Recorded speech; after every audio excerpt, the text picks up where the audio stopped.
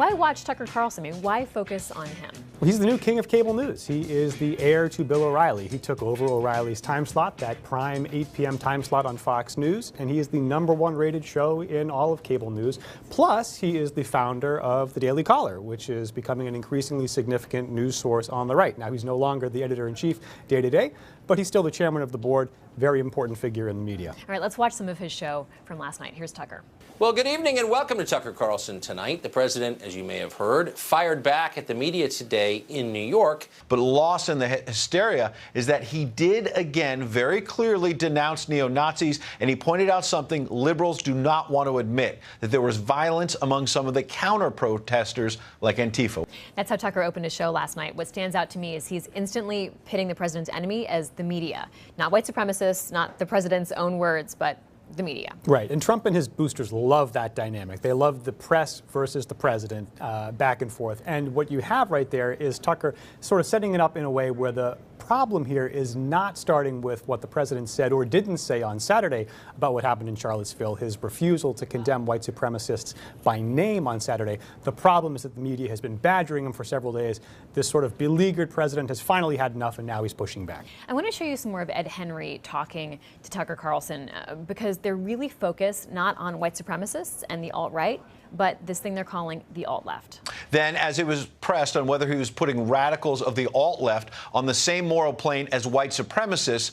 That alt-left phrasing is a Sean Hannity favorite, and the president appears to be sort of picking up on it. And we've seen this before, where the president takes some of his arguments from what he sees on Fox News. This is a reminder of why shows like Hannity's, Tucker Carlson's, and so much of the programming on Fox News is so significant. It's not just about reflecting conservative thought and opinion. It's also shaping it in a lot of ways, and not just what other Republicans think, but what the president thinks. They've got a direct pipeline to the Oval Office in some cases.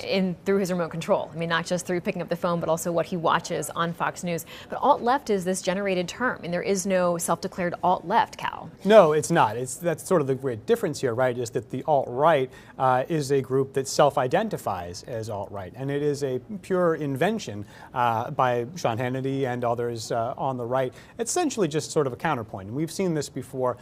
This is a classic Trump strategy that we saw over and over during the campaign. Well, you call me this name, I'm going to throw the equivalent name right back at you. But that would be a big difference. I mean, the alt-right is a self-identified group that has a certain set of beliefs. Alt-left is just made up. Okay, so Tucker does a monologue oftentimes, and so we heard him focus last night on statues. And instead of talking about white supremacy or the president's sort of political missteps here, he focused on this question of whether statues should be torn down.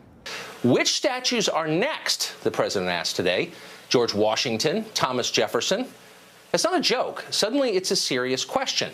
But to the fanatics on the left, it means that Jefferson must be purged from public memory forever.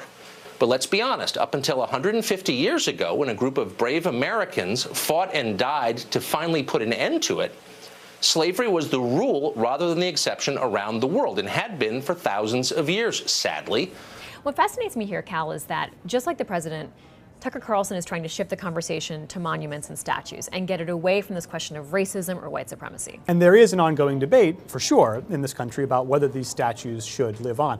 But that was not the central issue, of course, over the weekend, right? These were not just mainstream conservatives who said, hey, I'm not really comfortable with removing this bit of history. These were hateful neo-Nazi KKK types, right? A totally different class of people. And so it's a little bit of a straw man to kind of say, well, this was really just about Confederate statues. To hear Tucker Carlson tell the story, you would think that this is, a clear and present danger, that if you don't stand up for it right now, tomorrow these statues are going to be wiped out. Tucker Carlson also interviews a senior correspondent for The Federalist, a conservative publication.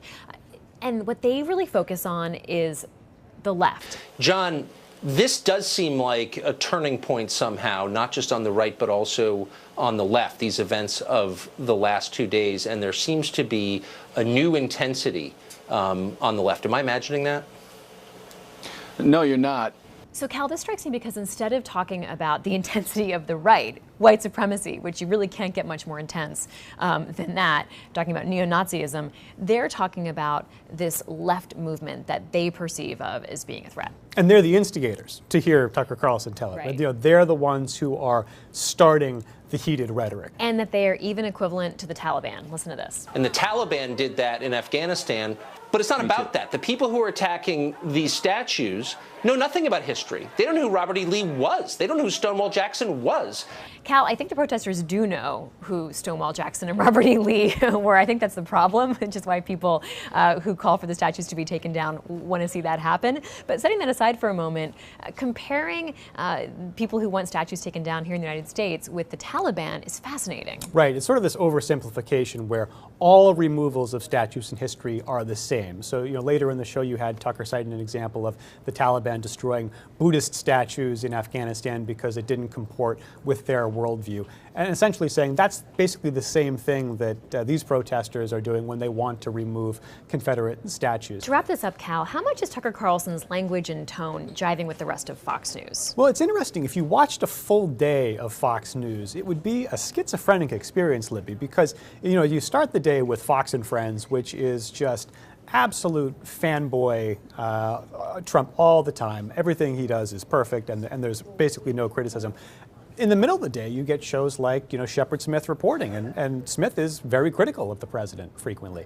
And then in the evenings, you get other shows like Tucker Carlson's and Sean Hannity's that are, again, heaping praise on everything the president does. But if he starts to lose people on Fox News, or if he loses Breitbart, that's when I think he's going to fret a little bit. Which makes Fox News so important to watch, both in terms of tone and message. I'm Libby Casey. I'm with Cal Borchers. Thanks so much, Cal. Really appreciate your time.